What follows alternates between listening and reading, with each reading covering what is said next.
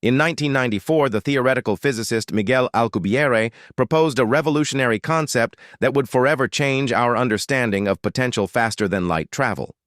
His groundbreaking paper introduced a novel propulsion mechanism that manipulates spacetime rather than relying on conventional acceleration. Alcubierre's ingenious solution involved creating a warp bubble by contracting spacetime in front of a spacecraft while simultaneously expanding it behind, effectively moving space itself around the vessel rather than moving the ship through space. The fundamental principle of the Alcubierre drive involves manipulating spacetime geometry rather than accelerating the spacecraft itself.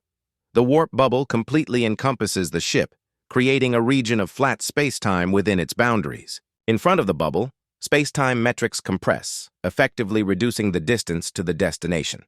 Behind the bubble, spacetime expands, effectively increasing the distance from the origin point.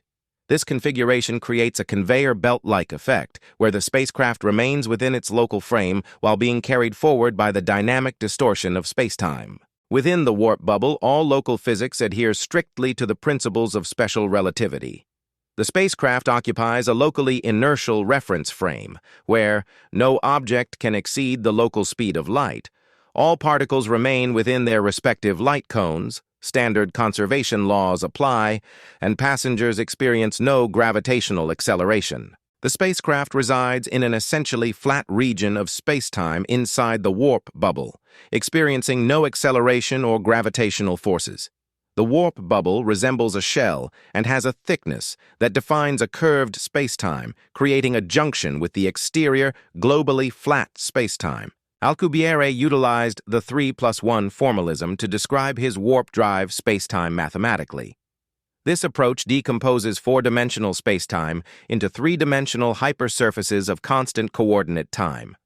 The formalism, also known as the ADM decomposition, named after physicists Richard Arnowit, Stanley Deezer, and Charles Misner, who developed it in the 1950s, provides a robust framework for analyzing dynamic spacetimes in general relativity. The 3+1 formalism transforms Einstein's equations from a complex system of partial differential equations into an initial value problem, making it particularly useful for numerical relativity and theoretical constructions, such as the warp drive.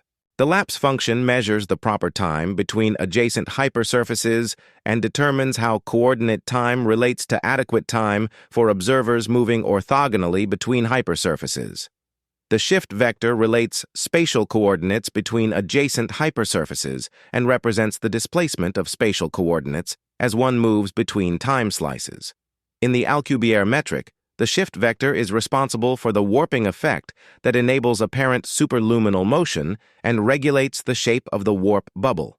The shift vector equals the product of two functions: the warp bubble speed that depends only on the time coordinate, and the regulating form function that depends on the coordinate at the center of the bubble and in the four spacetime coordinates. The Lapse function alpha is set to unity, while the shift vector beta I induces a boost in the bubble's direction of travel.